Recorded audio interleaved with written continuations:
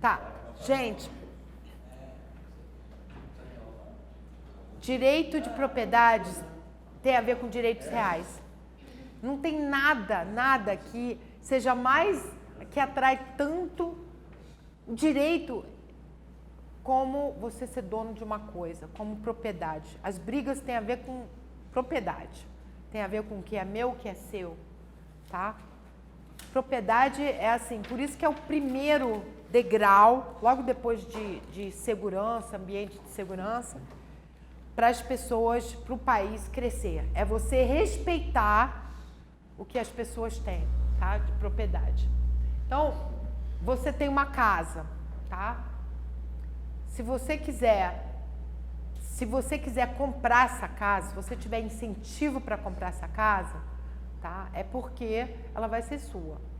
Você paga esse terceiro adorável intruso para te dar segurança que você vai ter aquela propriedade. Pode ser propriedade de bens fungíveis, tá? Ou não, por exemplo, segurança nacional. Então, todas as grandes sociedades está baseada no direito de propriedade. Como que você tem acesso ou consegue, como é que as coisas são divididas entre as pessoas? Você coloca o teu nome lá, carimbo, título da terra. E você precisa ter esse carimbo, esse título da terra, para poder trocar. Você comprar em Vila Planalto aqui, não é regulamentada.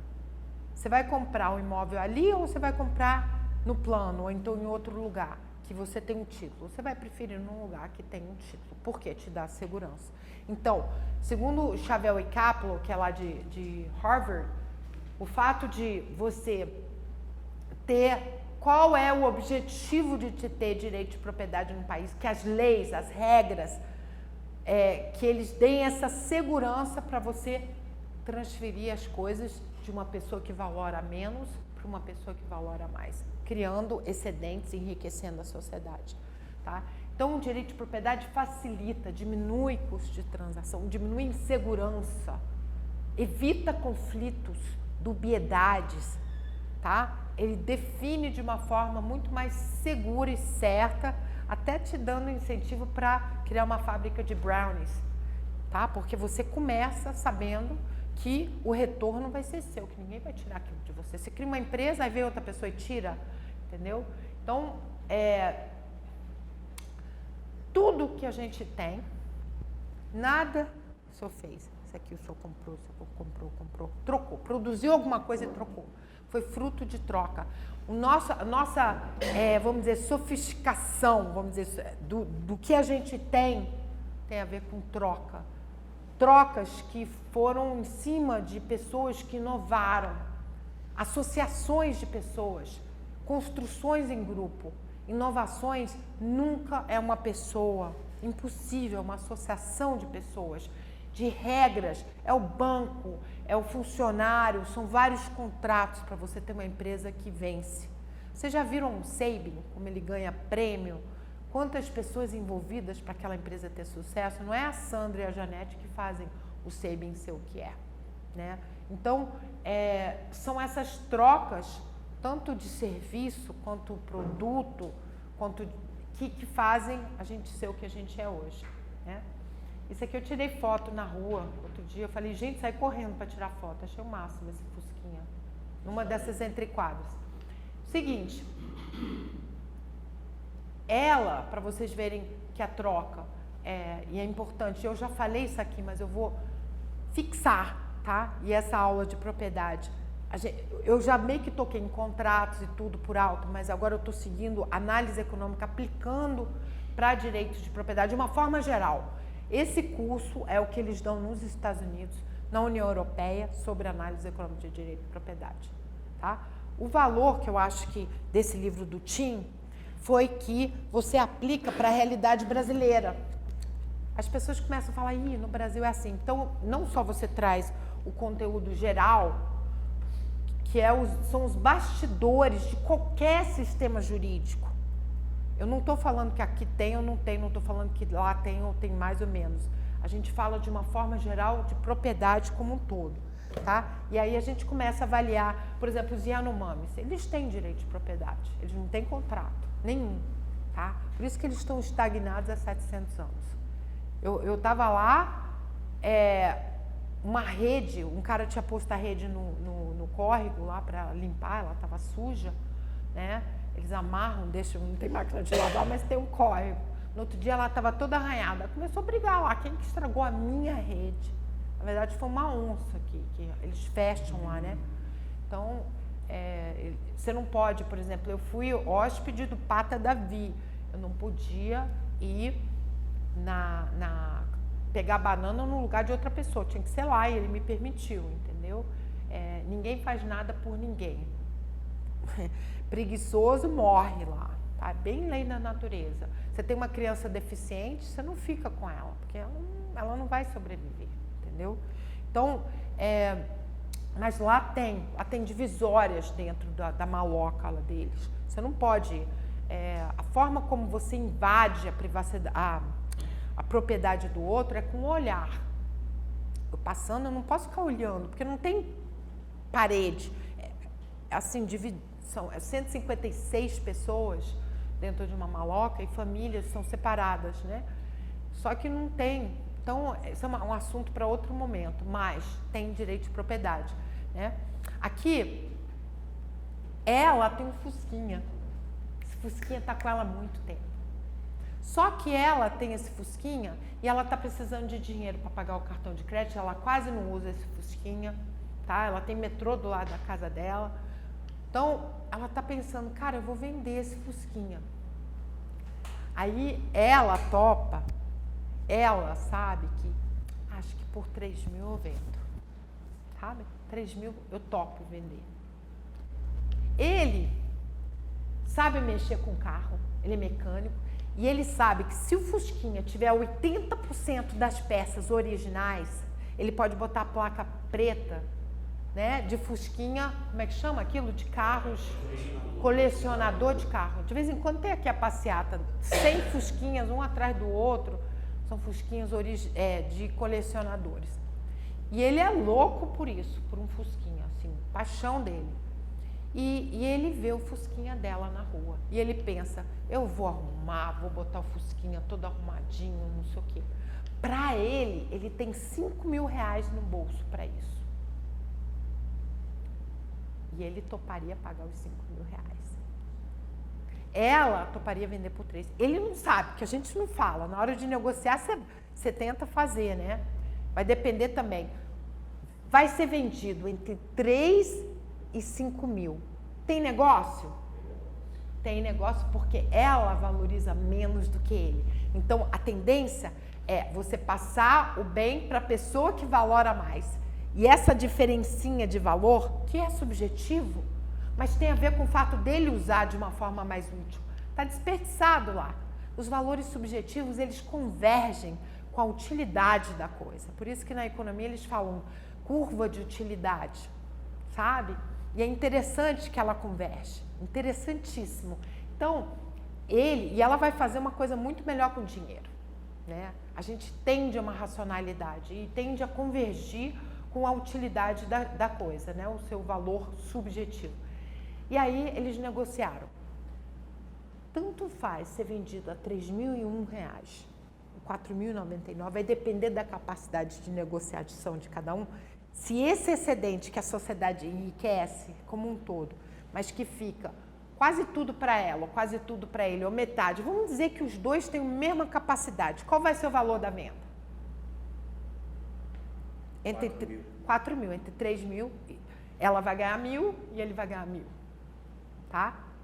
Se eles não tiverem tempo para conversar, para ele ter achado ela demorou tempo, para passar no Detran, passar o nome, regularizar e tudo mais, se isso for complicado, isso é o quê, gente? Isso é um custo de transação e vai comer parte dos 1.000 aqui, 1.000 aqui, né? Você perde um pouco desse valor adicionado. Por isso que é importante o país reduzir, não só para aumentar a quantidade de trocas, mas para ter um valor adicionado maior, né?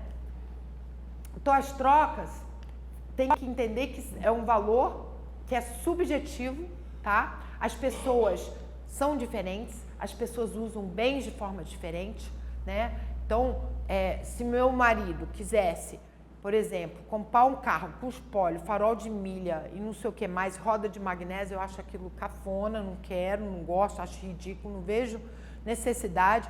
Ou se a gente fosse milionário, um Porsche, acho ridículo, vai correr aonde, entendeu? E eu quero comprar bolsa Louis Vuitton, que ele acha ridículo. Bolsa Louis Vuitton. Eu tô falando das preferências. Agora, a mulher quer comprar a bolsa Louis Vuitton. Louis Vuitton acha que é lindo, maravilhoso, e o marido fala, minha filha, você vai gastar esse valor numa bolsa. Você tá louca. O valor é subjetivo. É porque ela vai fazer bom uso da bolsa, vocês têm que entender. E o marido deve fazer, não sei, bom uso do resto. As pessoas têm talentos e especialidades diferentes. As diferenças são aproveitadas para a sociedade, tá? Um bem é somente trocado por uma pessoa que valora menos por uma valora mais. Se a moça achasse que o fusquinha dela valia, né, 6 mil reais, não tinha negócio, tá? Durante a troca, as partes têm custos indiretos que a gente chama de quê, gente? Exatamente, são custos indiretos, tá? As trocas podem acabar afetando pessoas externas, não podem? Se não sei, numa troca tem poluição, numa troca cria barulho, eu comprei um cachorro de um vendedor, eu ganhei dinheiro porque eu fiquei com ele ganhou dinheiro e eu fiquei com um cachorro que vai proteger, vai me dar carinho, só que o cachorro late a noite inteira. Está incomodando os vizinhos, entendeu?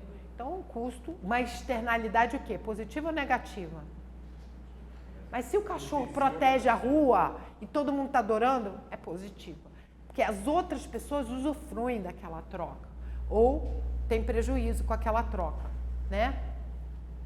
Você começa a estudar os direitos de propriedade de cada país e fala, pô, aquele país está crescendo. Israel... a casa nunca é de você, nunca é sua. Eles querem garantir que eles têm assim, se algum árabe comprar uma casa, se eles quiserem tirar, é um contrato que você faz com o Estado. Você tem aquela casa por, sei lá, 50 anos, acho que é 99 anos que eu ouvi falar, não tem um direito de propriedade absoluto como tem aqui, que é sua. Só que aqui não é absoluto, você tem restrições, tá? Em Portugal também. Portugal também. Estão vendendo casa lá, casa no meio do vinícola, casa bonita, 80 mil euros. Você compra o direito só de posse da casa por um período. Então, agora, você tem mais segurança? Mas lá oferece a segurança. Tá. Então, isso, quando a gente estuda direito de propriedade, na verdade, ele tem a ver com a segurança de você ter aquele bem e ninguém tirar de você. Exatamente. Para conseguir o green card. O da Europa? Na África tem uma tribo que o Cooter estudou, chamado Barotes, que lá não tem direito de propriedade. Gente, vocês são donos de uma terra, vocês são donos de uma terrinha, vocês vão ter que dar comida para todo mundo que está lá naquela terrinha.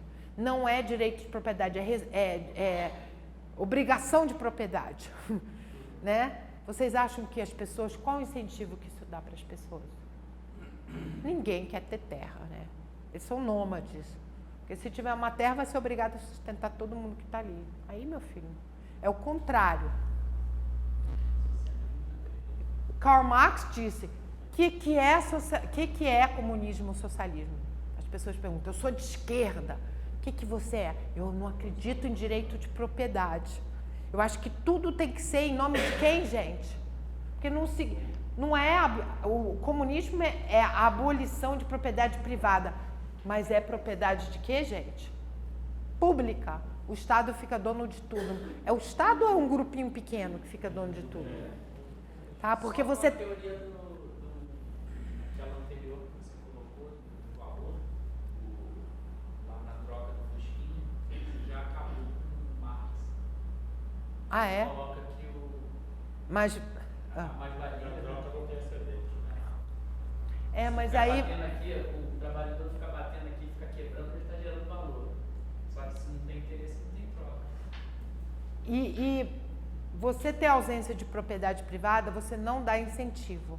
Não tem país que você vá... Gente, eu não vou fazer propaganda socialismo, vou pular essa fase, tá? Não, é só para vocês entenderem que isso aqui é a abolição de propriedade privada. Ou seja, o público, não existe propriedade coletiva. Kibbutz acabou em Israel. Então, sempre é para um grupinho, porque não é para um país. Como é que você divide um carro para o país inteiro? Não tem. Então, o outro problema é, quando é de todo mundo, ninguém cuida. Você joga papel no chão, porque é de todo mundo. Agora, se for sua casa, aí você já pensa duas vezes, porque você internaliza a responsabilidade. O problema não é gostar ou não gostar, é que você tem que entender a natureza humana, tá? E fazer as leis para isso. Quem que é o objeto das leis são os cidadãos, né? Eles que são os usuários de política pública, usuários de leis, usuários de instituições. É feita para o homem. Então, a gente tem que entender a natureza do homem. Simplesmente é isso. Para convergir, para a gente ter pessoas menos pobreza, menos... Tudo isso a gente quer, entendeu? Mas tudo bem, vamos lá.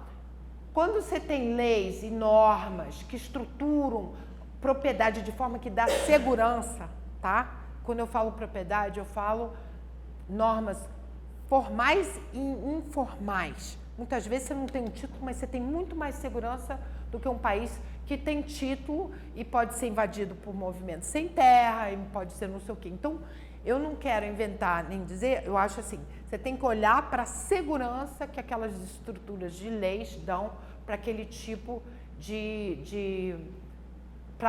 que compõe aquele direito de propriedade, que é uma palavra muito geral, né, gente? Isso aqui está muito geral.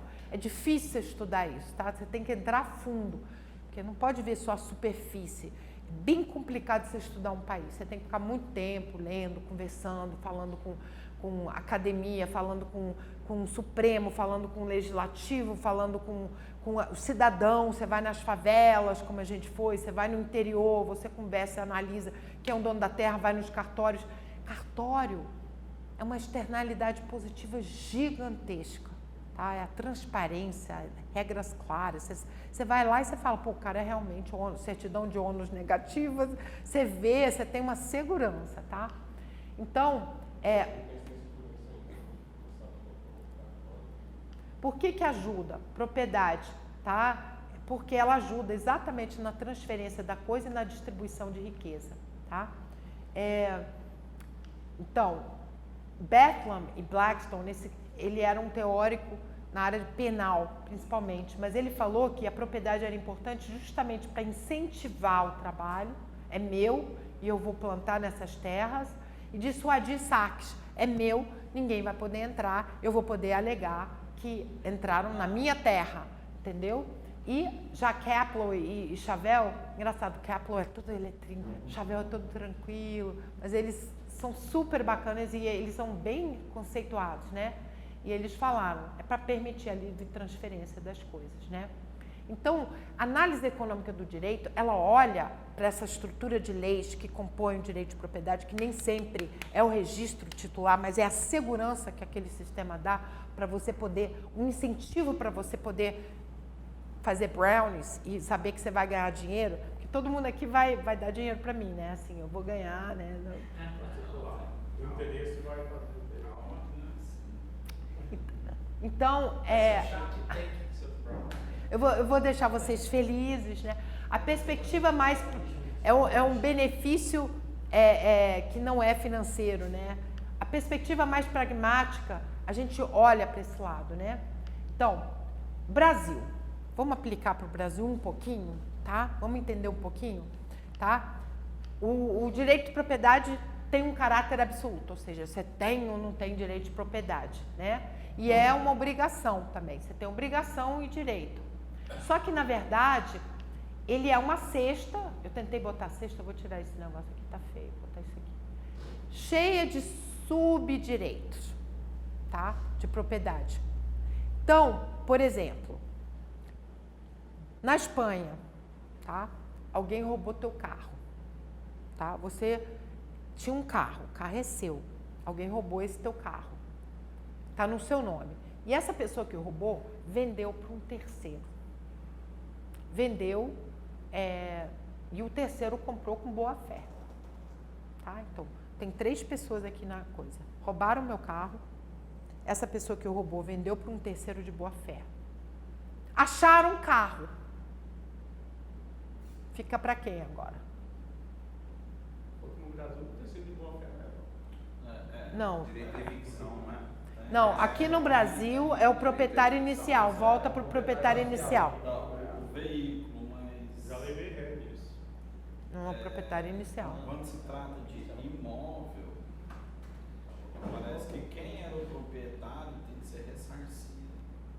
Ou ressarce... O proprietário originário é protegido. Recebe o bem e o terceiro de boa fé tem ação regressiva contra quem fez a fraude. Tá, então o cara que tá.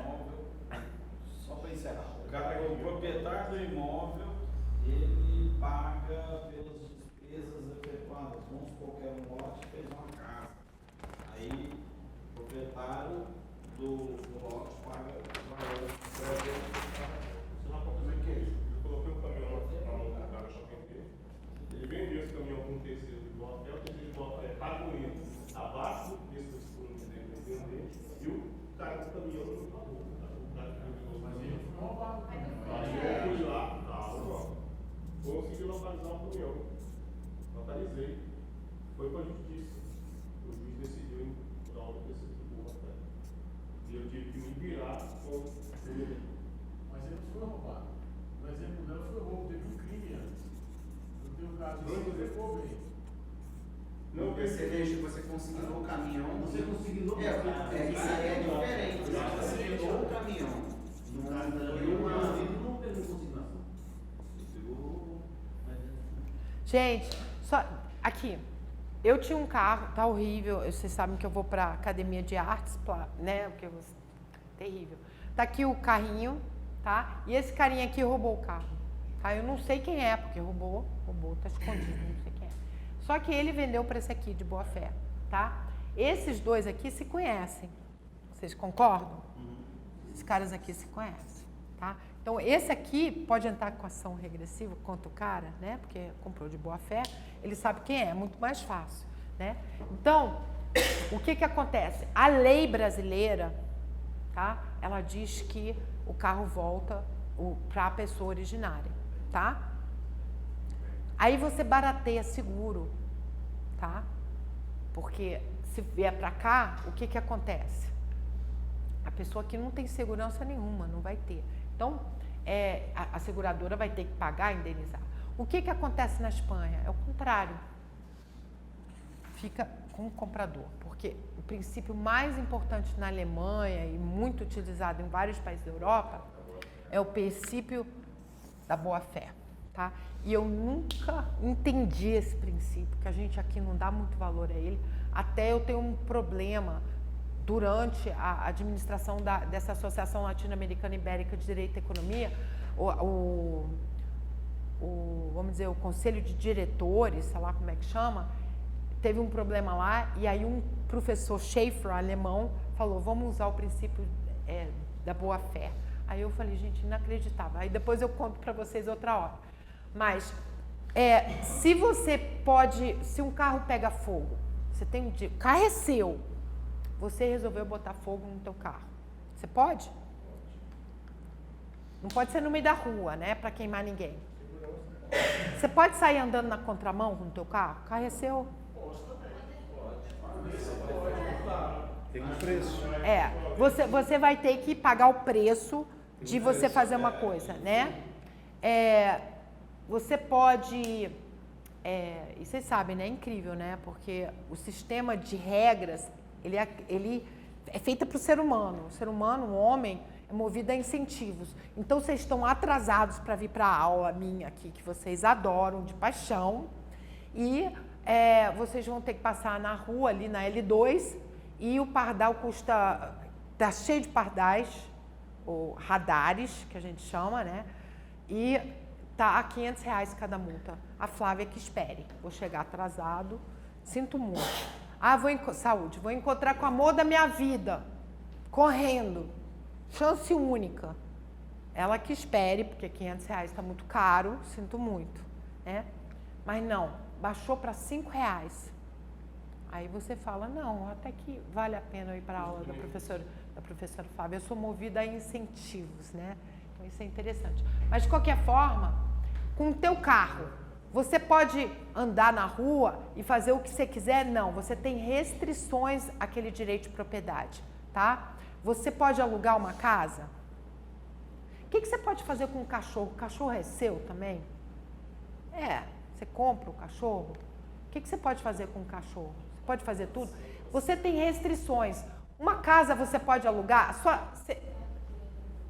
Você pode alugar o cachorro? Até, não sei, transferir, vender. Você tem um monte de direitos, subdireitos que você pode fazer, tá?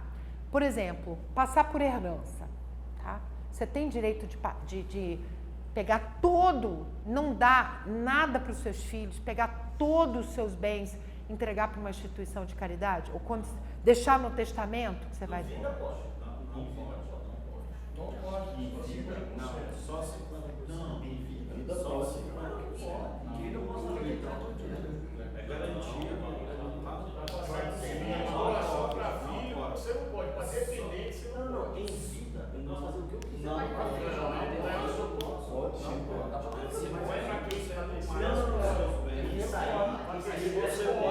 Em vida você pode. A vida pode expor de tudo.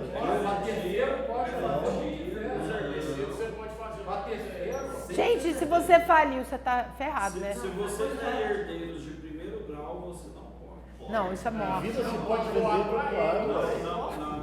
Não pode doar para herdeiro. Pode.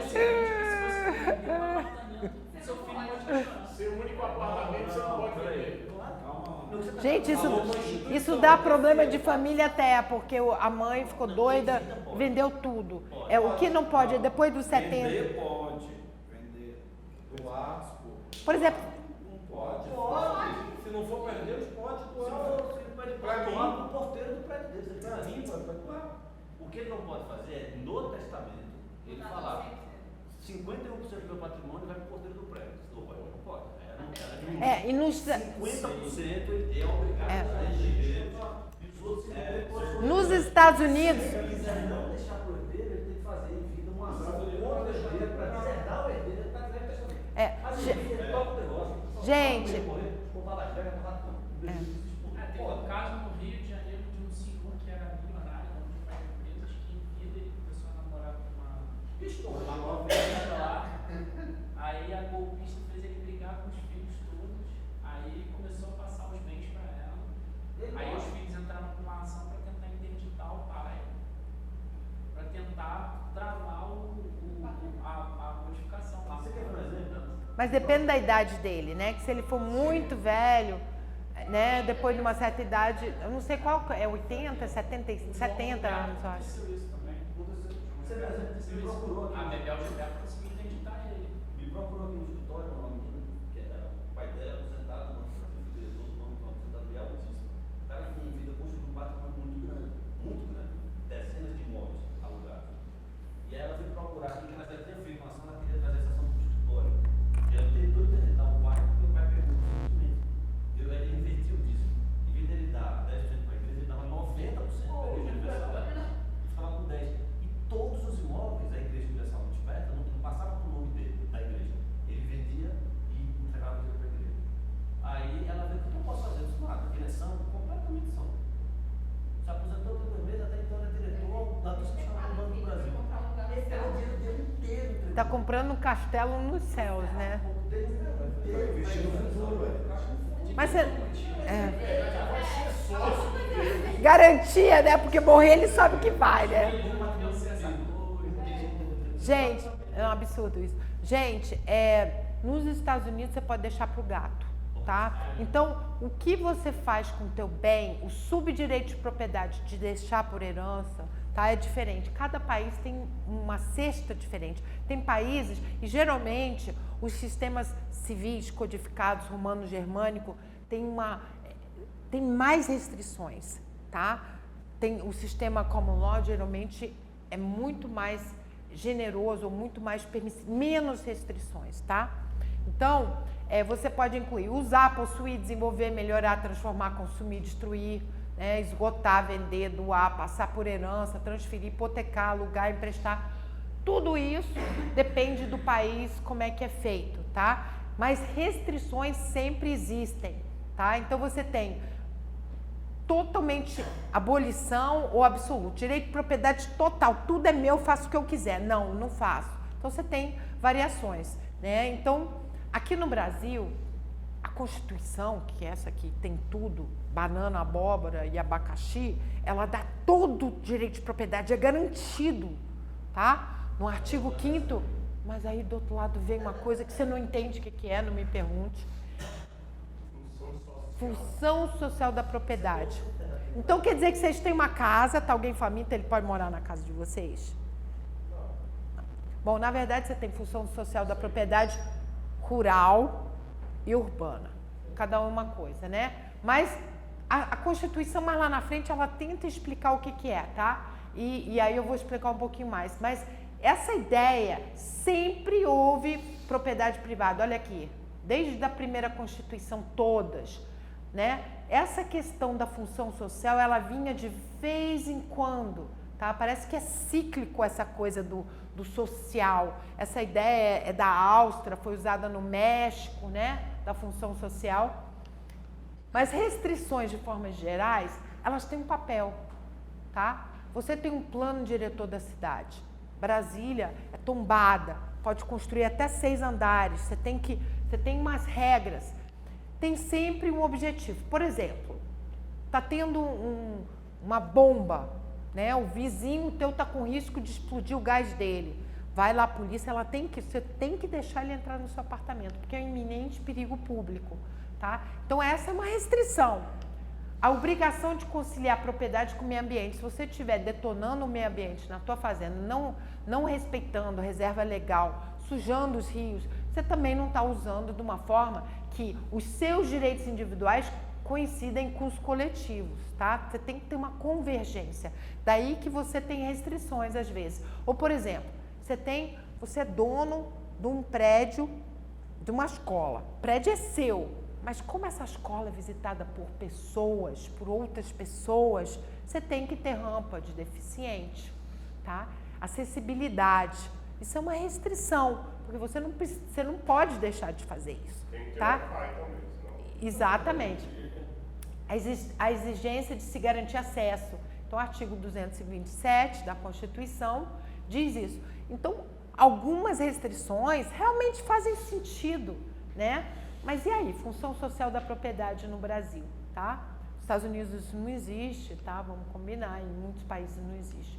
Mas em Israel, por exemplo, eles ficam de olho, né? Por uma questão de segurança, mas aviso, propriedade privada, para que isso? Estimula o crescimento e tudo mais. Mas por que essa função social? Será que é importante? Porque se ela for importante, eu acho que vale a pena, se você está querendo... Primeiro, vocês têm que entender, tá? A gente primeiro ganha dinheiro para depois sustentar os filhos, tá? A gente primeiro ganha dinheiro para poder pagar, dar para a Igreja Universal de Deus, tá? Primeiro o país cresce, depois ele distribui renda, se ele acha isso eficiente, né? Se acomoda diferentes direitos externalizados. Bom, vamos primeiro começar pela urbana. O que é? Bom, você tem que respeitar o plano diretor da cidade, a lei de uso e ocupação do solo, tá? A ordem urbanística. Brasília nem tem um plano diretor, tá, gente? Ainda não tem. O estatuto da cidade, eles estão trabalhando nessa, né? Não saiu ainda, né? Então, e a rural? A rural é que cria brigas, né? Gera brigas. Aliás, terra é briga no mundo inteiro, né? Israel, sabe o que custa para ter paz lá? Porque você tem uma linha que você tem judeus para cá e você tem palestinos para cá. Para você poder realocar isso e ter a paz, para ter uma solução de 2 estados, por exemplo, a Palestina, e não englobar em um, né? Custa bilhões. Só por família, $1 milhão em média, tá? Eles calcularam, né? Essa questão de terra, de uma pessoa tirar da outra, isso cria milhões de problemas. É caro para a sociedade e deixa de produzir. Bom, função social da propriedade, né? Rural, tá? A Constituição falou que tem os dois, propriedade privada e função social. Depois ela volta, tá? No capítulo 3 e vai explicar o que é isso, tá? Então ela diz o seguinte: esse conceito é só para terra acima de 12 hectares, grandes, assim, média para grandes, né? Pequena não tem. Aí no artigo 184, ela fala, se ela estiver cumprindo a função produtiva, tá? Produtiva. Mas isso é um conceito relativo, o que é produtivo. Então, quer ver? Esse ano, soja caiu de preço. Se eu produzir, eu vou deixar a terra quieta, não vou produzir nada, porque senão eu vou ter prejuízo, tá? Aí vai o carinha do INCRA lá. Por que está sem produzir aqui? Né? Você não está produtivo? Não, eu estou. Eles têm uma fotografia única, tá? Então, por exemplo, estou gostando desse negócio aqui, só que eu desenho super mal, tá, gente? Aqui é até a fazenda de vocês, tá? Aí, vocês têm que cumprir, dependendo da região, 20%, 30%, no norte 50% de reserva legal. Então, aqui em Goiás é 20%. Então, pega, aqui tem umas árvores que é uma reserva original, reserva legal original, ou seja, você não plantou, é o cerrado nativo, olha que maravilha. Aqui tem um rio, você respeitou os 30 metros e ainda tem uma reserva legal aqui. No final, você cumpre os 20%. Você tem até mais, você tem 30% ou 28% e você cumpre, tá? A lei. Então, são 3 itens que a gente tem que cumprir para cumprir a função social. Você tem que cumprir a produtividade, o ambiental, que é esse que eu estou falando, da reserva legal, respeitar as matas ciliares e etc e tal, e o social. O cara do INCRA, ele não avisa. Aliás, chega na cidade do interior, os contadores já correm, já conta a família, já as fazendas, todo mundo fica com medo, corre. Então, se você esqueceu de pagar o INSS de um funcionário, você corre no contador, paga, deixa tudo certinho, porque o cara do INCRA vai lá. Aí o cara do INCRA pega o jipezinho dele, ou mesmo pede o caminhão da fazenda, ou sei lá, e vai ver se a sua fazenda é produtiva. Aí chega e fala, vê lá o mapa, vai visitar e vê que você cumpriu o item 2. Que bom, passou. Não tem trabalho escravo, tanto o proprietário quanto os empregados têm uma qualidade de vida boa, são respeitados, pagou INSS direitinho, né? Vamos para o primeiro. O primeiro é problemático, tá, gente? Por quê? Você tem 2 indicadores, o GUT e o GEE, que você tem que ver, por exemplo, aqui, a vocação dessa parte aqui é para plantar eucalipto. Eucalipto empobrece a terra, né? A terra fica mais, perde o valor. Depois isso aqui começar a crescer, tem formiga, é um saco. Mas, de qualquer forma, o mercado eucalipto não está sendo uma coisa que está dando muito dinheiro. Mas aqui tem mais vocação para eucalipto. E aqui tem uma estrada, sei lá, estou inventando aqui, tem uma estrada que o pessoal joga na seca aqui, joga treco de cigarro e às vezes começa a pegar fogo, é uma dor de cabeça. Então vamos lá, ele tem que ter um acero, então aqui, desculpa cara do INCRA, aqui eu tenho que ter um acero. Aqui eu vou plantar, aqui a terra, vamos dizer que seja plana, então eu vou plantar soja, que é eucalipto, tá? Que soja. Aqui é cheio de montanha, então aqui vai para gado, tá? Eu vou ter gado. Gado, vamos dizer, de corte, tá? Porque eu deixo solto, come grama verde, mas aí eu tenho que plantar, como braquiária, aquele capim, né? Para o bicho comer. E aí, só que na seca ele tem que comer ração, então eu vou plantar um pouquinho de milho aqui. Então, milho. O que o cara fala? Ele chega e fala, você tem que ter 80% da área que é agriculturável, do resto que não é reserva legal, no mínimo 80% plantado. Mas, homem, aqui não dá, porque aqui eu vou fazer turismo, aqui tem sítio arqueológicos, né? Tem bandeirantes, não sei mais o que. Você tem que estar tentando ver se ele não... porque para você é produtivo 60, tá? Para ele, acima de 80. Senão ele vai querer dar para famílias, né? Para agricultura familiar, para assentamentos, né?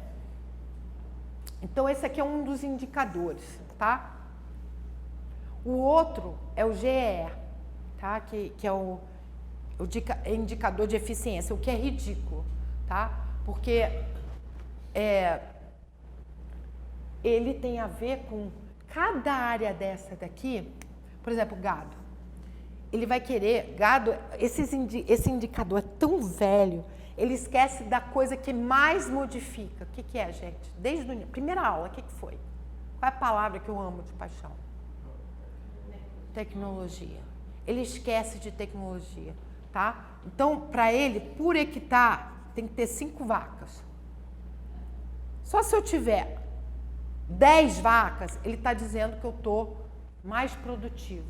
Só que as 10 vacas estão guaxinim, estão magrinhas, porque é tipo um prato de macarrão aqui. Você bota 10 para comer, agora você bota 5, eles ficam mais gordinhos. Então, eu acho que 5 vai ser mais eficiente. Ou então, por exemplo, uma fazenda está sendo alvo de um espólio. Espólio significa que ninguém sabe que vai ficar com parte de nada. Como aconteceu? Lá na Bahia, eram quase 9 ou 10 filhos. Eu não quero investir aqui, porque eu não sei o que vai ficar para mim. Ficou 5 anos. Aí o INCRA foi lá no meio desses 5 anos, calhou, tirou a foto, porque eles vão lá para tirar foto naquele dia. Eles não olham em termos de 2, 3 anos. Né? Porque agricultura, agronegócio, agora está virando um negócio, né? Graças a Deus, eles estão olhando como um negócio, né? Que não é fixo no momento, no tempo. Tem vários... Gente, o Congresso da SOBE é lindo. É um congresso que vai engenheiro de produção, vai advogado, vai economista, vai agrônomo, vai... Nessa área, uma área tão complexa, tá? Vai veterinário, que tem vários... Virou um negócio mesmo, tá? Então, eu acho que eles estão vendo a ineficiência disso aqui. O cara foi lá e disse assim, não tem investimento em nada aqui, mas estava no momento de ação na justiça, tá? Isso aqui é uma terra grande para um espólio só, sujeito à reforma agrária, e dividiu tudo. Eles entraram na justiça, foi para a primeira instância, a segunda, quando foi para o STJ falou, gente, se dividir entre os 10, nem chega naquele tamanho de fazenda. E depois eles estavam no momento que estavam dividindo, porque você, quando não tem o estímulo, a propriedade não é sua, você não investe, tá? Então, é uma coisa que tem gerado muito problema e tem sido alvo de oportunismos, tá? De pessoas e principalmente, assentamentos não querem terra ruim, tá? Querem terra boa, tá? Então, o conceito de produtividade, que é um conceito que é assim, o que é produtividade? Tá? Eu tenho esse custo e esse benefício, estou ganhando. Tá? O que é ser eficiente? Que a produtividade e a eficiência são parecidos. É eu reduzir o custo e ganhar a mesma coisa. Ou então, eu mantenho o custo e descubro alguma forma de eu produzir mais. Geralmente uma inovação empresarial ou tecnológica. Tá? É difícil, porque muda. Se eles têm esses indicadores de 1972, tá? Compara para hoje. Tá? Então, está muito defasado. Muitas injustiças que eles fazem. E depois, 70% dos assentados transferem num período menor de 2 anos. Então, é uma máquina de fazer dinheiro. Tá? Então, você tem uma queda dos investimentos, tá? Porque você fica com medo, mitiga, vulnerabiliza o direito de propriedade agrário, né? Você tem uma produção menor, menos empregos, até o meio ambiente, porque o cara não cuida tanto, tá? Então, você tem vários agentes, quando você estuda isso, interessados. Quando você vai para um país... Gente, eu já tive uma reunião em Berkeley, que foi um aprendizado maravilhoso. num departamento classe, que é o de estudos latino-americanos, com pessoas de vários países falando sobre reforma agrária. Foi o cara do México. Ai, não deu certo porque não tinha tradição. Fazendeiros, latifundiários, o Estado comprou para dar para outras pessoas, tá? Com dinheiro do contribuinte. E aí essas pessoas não tinham tradição no campo, tá? E revenderam para os latifundiários, que ficaram mais ricos ainda. Tá? Então, no México não deu certo. Israel, como é que foi feito? Foi uma coisa mais... Eles compravam no sionismo desde o século passado, iam comprando a terra. Quando foi em 48, eles já tinham 97% da terra. Né? Aí teve na guerra a ocupação, eles estão desocupando. Então, uma outra história. Né? Você vai na Coreia do Sul, dividiu o Estado. Coreia do Sul. Coreia do Norte ainda continua assim. Coreia do Sul. Temos que garantir direito de propriedade. Sabe como é que era a propriedade antes de 1952, quando ela foi instituída? Era o seguinte: você tem procuração, essa fazenda é tua, esse pedaço de terra é seu, tá? Você não pode vender, não pode transferir, não tem na propriedade privada. Aí você fala, meu filho é musicista, ele toca violino. Aliás, eles tocam muito violino lá, quase todo mundo. Ele não tem aptidão, não tem vocação. Mas é tua, você não pode transferir, seu filho vai ter que ser fazendeiro. O filho do musicista aqui, o filho gosta de fazenda, mas não vai poder ter. Eles estavam perdendo, porque o que enriquece um país? Você mudar para uma pessoa que valora mais, né? Transferência para alguém que valora mais, isso que enriquece um país, né? Aí o que eles fizeram em 1952? Propriedade é uma das instituições chaves. Toma aqui o título. Você rapidinho vendeu, entendeu? Você pegou o dinheiro porque teu filho foi trabalhar com artes, o outro, tá? Isso que aconteceu. Não era reforma agrária. Eles chamam de... Você tem que entender como é que é a reforma agrária de cada país, tá? Porque o que a gente quer é que aumente a produção, que mais pessoas comem, né? Tem que ter... Pois não. Já houve várias tentativas de reforma agrária no Brasil. Sim. Não conheço bem qualquer. Mas eu vi uma bem interessante lá no sul, no Rio Grande do Sul, Santa Catarina, que foi com a vinda dos italianos, dos alemães. E uma das coisas que eu vi eles contando a história é que os conterrâneos lá na Europa não tinham direito de propriedade. E o que mais estimulou a vinda dos italianos e dos... É que aqui teria. É que aqui ele teria direito a uma pequena faixa de terra como título de propriedade. E eles ficam apaixonados pela quantidade. Os italianos foram para a Austrália, que era enorme, só que a Austrália é seca, é difícil, e daí vieram para o Brasil pessoas que eram da área de agricultura. Os Estados Unidos também, pela quantidade de terra, né? Porque lá já estava esgotado. Aliás, quando o italiano vem para cá e você anda de carro, vê aquelas... A gente tem tanta coisa linda. Vocês andam de avião, aqueles pilotos centrais, né? Redondos. É incrível, né? Você sabe por que é redondo? É pivô central. Pivô central. Você sabe por que é redondo e não é quadrado? Não, a máquina foi feita para poder atender uma área redonda, mas você sabe, podia ter sido quadrada a irrigação. Você bota canos, tá? Por que vocês acham que foi feito redondo? Porque o investimento por volume, de acordo com o perímetro redondo, tá? Você tem uma quantidade com raio, o tanto que você consegue fazer só com o investimento aqui em volta é maior. O perímetro em relação à proporção à terra. Aqui, ó, você tem um perímetro muito maior, trabalho muito maior para a mesma quantidade de terra que tem aqui. É por uma lógica de produtividade. É inacreditável isso, né? Você voa no Texas cheio de bolas, cheio de bolas. Eles pegam um pedaço, porque você perde terra. Aqui, você perde esse pedaço aqui, aí você usa para outra coisa. Mas é super interessante. Aí, agora vamos dizer, tá, a terra é improdutiva. Vocês podem até concordar ou discordar, o Estado desapropriou, tá? que é desapropriar? É com compensação. Aí vem com aquela palavrinha que eu não sei nem o que é. Justa. O que é justo? Justa e prévia.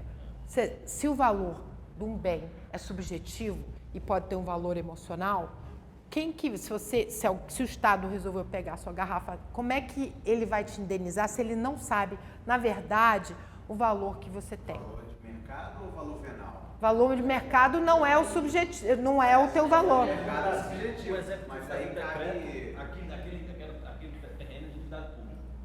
Aí vem um servidor qualquer, aí a indenização, segundo o Estado, isso só pode utilizar o valor e não a aí a lei fala. Só que quase não vejo, só essa que é prévia.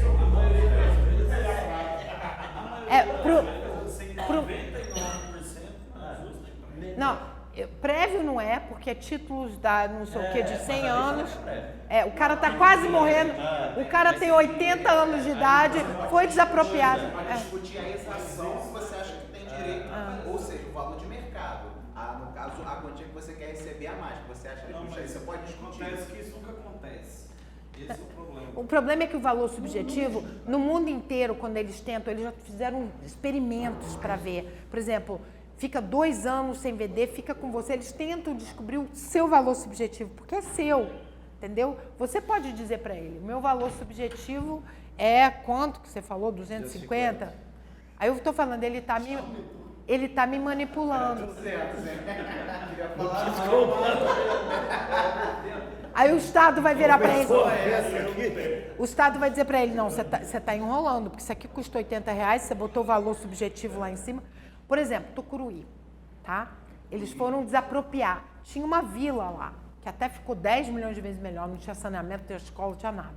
O Estado foi e desapropriou porque ia alagar, tá? E precisava, a sociedade precisava, o benefício social de ter uma usina para poder dar energia era muito grande. Aí o Estado cobra contribuição de melhoria do... O Estado foi lá, comprou deles, alocou e criou uma cidade maravilhosa, com ruas, com tudo, com escola. O pessoal disse, não está justo, porque minha mãe está enterrada ali. Não está justo, porque aquela árvore eu criei, valor sentimental. O Estado ficou assim, entendeu? Como que você avalia? O que é justo? O que você deve fazer? Aí vem Pareto, vem Caldor Hicks.